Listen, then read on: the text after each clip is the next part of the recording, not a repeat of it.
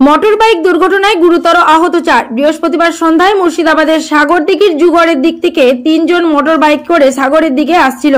সাগরদিঘির নাককাঠিতলা সংলগ্ন এলাকায় মোটর বাইকের নিয়ন্ত্রণ হারিয়ে এক পথচারীকে ধাক্কা মারে, ফলে গুরুতর আহত হয় মোটর বাইকের 3 জন যাত্রী সহ মোট 4 জন।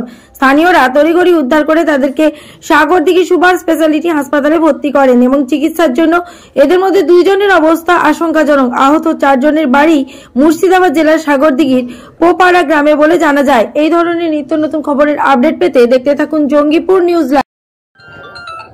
কি হয়েছিল?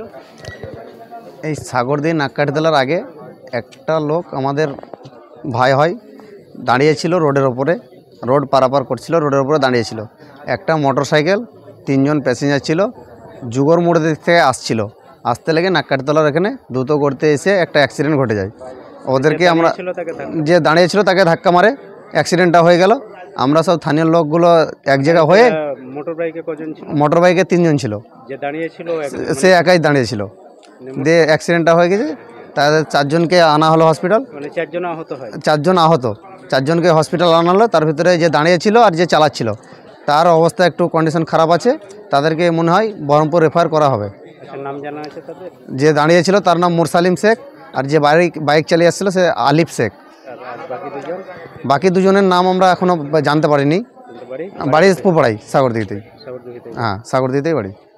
এই যে সন্ধ্যাতে বা রাত্রে দ্রুত গতিতে গাড়ি চালাচ্ছে, এটা কি বলবেন?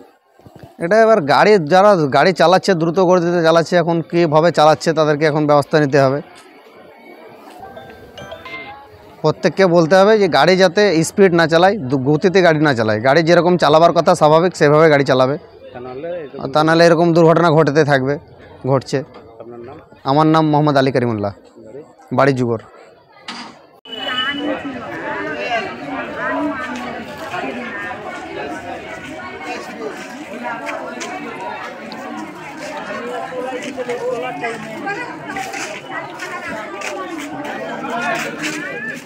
বুঝলেন? এই যারা যে ফাঁসি লেগে মারা গেছে ওই তো আছে পারলো।